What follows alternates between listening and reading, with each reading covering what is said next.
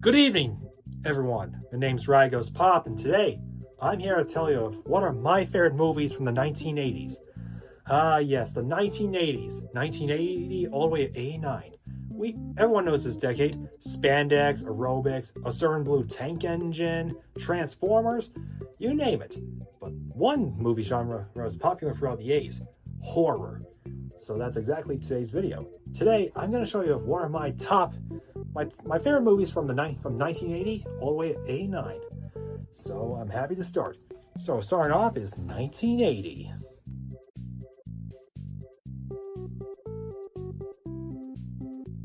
Okay, 1980, the beginning year. So for the first pick of the 80s, I'm going to go with a classic, The Fog by John Carpenter. This is an understated ghost tale about a small coastal town with a 1,000-year-old curse. Now, released just 2 years after Carpenter made Halloween back in 1978, Carpenter knew that he didn't want to do a sequel to Halloween right away, but he would stand by as a producer or at least get involved with the sequel. But The Fog is so underrated. It has a compelling story and a ghost tale. Hell, it even got Jamie Lee Curtis in a role. The same Curtis who was also Laurie Strode in Halloween, and who would also appear in Terror Train that same year in 1980. The Fog is no doubt one of my favorites of the early 80s. A great understated ghost tale story.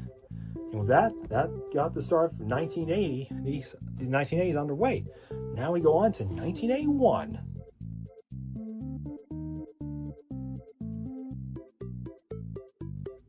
Okay, 1981, aka the very first year that the golden year of slashers began. Following the success of Halloween and Friday the 13th, slashers were starting to become a craze in the 80s. And so for this specific pick for that year, I'm going to go with Final Exam. Focuses on a college campus and, sounds very familiar.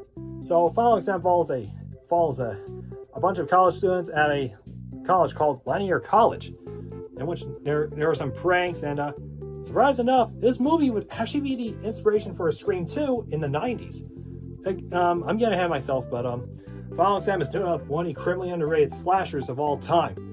If you're a slasher enthusiast, then I highly recommend seeing this movie to believe it, because this one's a classic. And with A1 out of the way, we go to 1982 with a science fiction twist.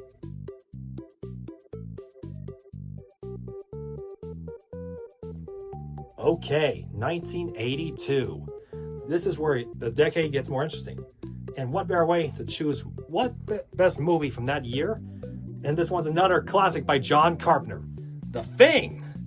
Now, this is a remake or a reimagining of the 1950 of the movie The Thing from Another World, released back in the 50s. So the difference is this. The titular creature is not derived of Frankenstein's monster. Instead, it's a parasitic, shape-shifting alien. Now, this is the second time a John Carpenter movie gets to be on this list. So, yeah. Now, despite the fact it failed at the box office, but it did find more success on home media, and many years later, the movie got a lot of reevaluation, including the praise of prosthetics, makeup. Hell, even Kurt Russell as R.J. McCready and Keith David. Fun fact, David would actually work with Carpenter again in They Live 6 years later in 1988. Again, getting ahead of myself. So no doubt The Thing is one of the greatest movies of all time. And in fact, The Thing has inspired a lot of filmmakers when it comes to body horror movies. And speaking of body horror, the next one is another body horror movie by one of the greatest filmmakers of all time. And it's in 1983.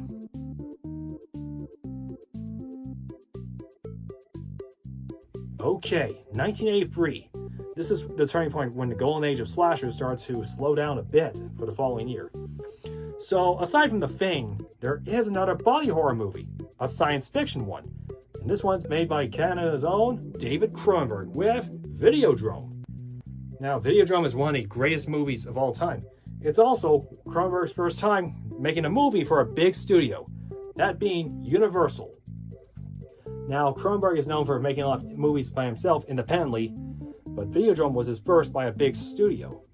I mean, it's got an ensemble cast like James Woods, and of course, this movie's underrated.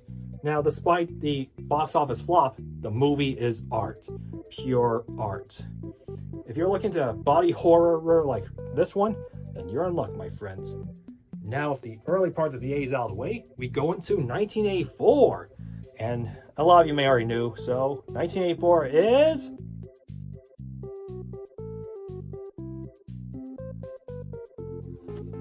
Okay, I know a lot of people will already know by now. 1984, we all know, everyone knows this year, the Olympics, and of course, it was the best part of the 80s decade. But one movie, in which this one's my personal favorite, and in which a lot of you knew, The Toxic Avenger. Toxic. Now, The Toxic Avenger is not a big movie. It's not backed by a big studio, but by an independent studio, Troma Entertainment. And a lot of you may know that I'm a very loyal fan of Troma, and I stand by independent movies. The best part of it, creative control. Now, The Toxic Avenger is not for the faint of heart. It's a cult movie. In fact, this movie and Troma has inspired a lot of filmmakers, including Tarantino, Peter Jackson, Takashi Miike, and so on and so forth. And The Toxic Avenger became a powerhouse in the 80s, in which it would spawn 3 sequels, a surprisingly kid-friendly cartoon, and this year, an upcoming remake with Peter Dinklage. The Toxic Avenger is not for the faint of heart, but it's a cult movie, and it's my #1 favorite.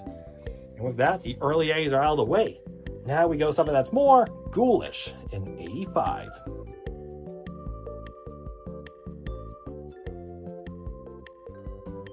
Okay, 1985, the mid-1980s. We are finally in this one.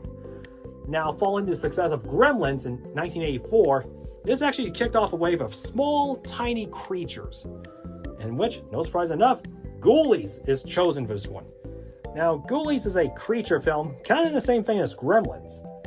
I mean, it's silly, it's stupid, it's wacky as hell. And this may surprise you, but Ghoulies is made by Empire Pictures, a former company by Charles Band. If his name sounds familiar, that's because he would later found Full Moon Features in 1989. Sorry about that. Now, Ghoulies is an underrated classic, in which it spawned 3 sequels. The third one is actually the starring film of Matthew Lillard. A lot of you may know him in movies like Scream and Five Nights at Freddy's and Scooby-Doo, but Ghoulies is where Matthew Lillard got his start in the third film in the 90s. And with that, 1985 is done. Now we go into 1986.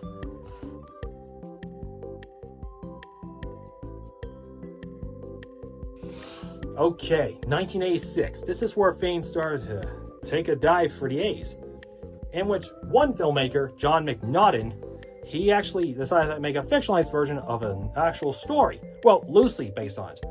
And with the starring debut of Michael Rooker. That being Henry, Portrait of a Serial Killer. The starring debut film of Michael Rooker. Yes, the Michael Rooker. The same Rooker who would go on to be in The Walking Dead, and most famously as Yondu in Guardians of the Galaxy. It's no shock that this is the movie where Rooker got his start at, before he would work with James Gunn.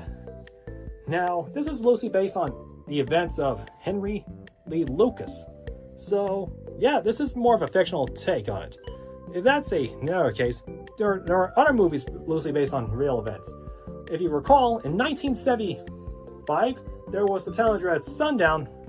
1976, my bad. So in 1976, there was the Talent Dread Sundown, and the 2010s, we have the Conjuring universe.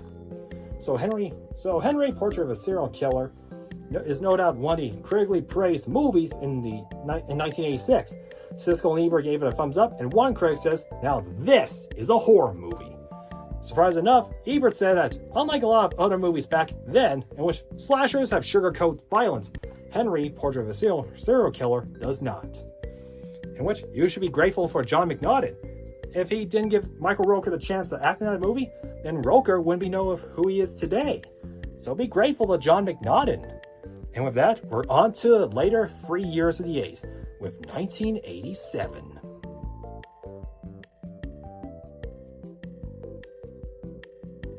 Okay, 1987. Here we go. The late 1980s. At this point, slashers have started to slow down. Now, there are some comedic horror flicks coming out. Some of them are sequels to previously serious established affair. Now, there's one movie that was pretty much marketed as a slasher back then, but it's more of a psychological crime thriller.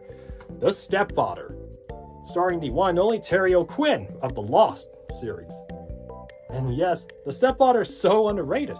If you're looking for a classic movie, this is the one. But just don't watch it on Father's Day, please. Or do. I don't care. So The Stepfather follows a man named Jerry Blake, in which he's looking for the perfect family. Now, back then it was marketed as a slasher. It's not. But the later two sequels, and what I assume is either they're late 1989 or somewhere in the early 90s, they're both marketed as slashers. The remake in 2009 is back to basics with Dylan Walsh in the role. So The Stepfather is a perfect example of how you do psychological thrillers. And with that, we're entering the final two of the A's with 1988. Let's do it.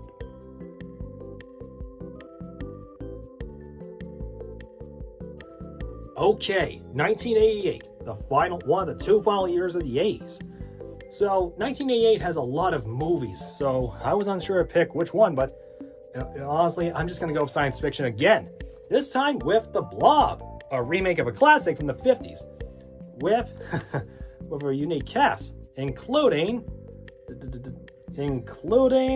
Kevin Dillon, who is, of course, Matt Dillon's brother. Now, fun fact, Kevin's brother Matt was also in the movie The House That Jack Built, released in 2018. But again, I'm getting ahead of myself, and this may surprise you, but The Blob is also the first time that the world was introduced to Shawnee Smith. Yes, that's Shawnee Smith, who would later gain a lot of recognition as Amanda Young in the Saw series in 2004.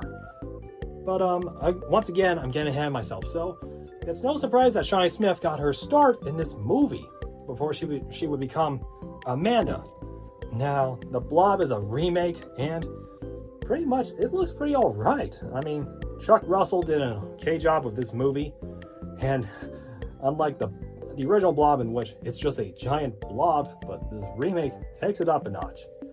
Besides, it's in the same tradition as the other remakes in the 80s, like The Thing and The Fly.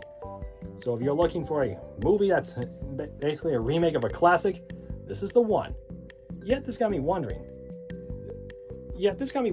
was this before 2003? I don't know.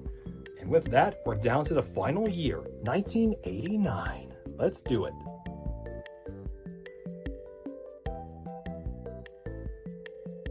Okay, 1989, the final year of the A's and the farewell. So this movie's actually not going to be one, it's going to be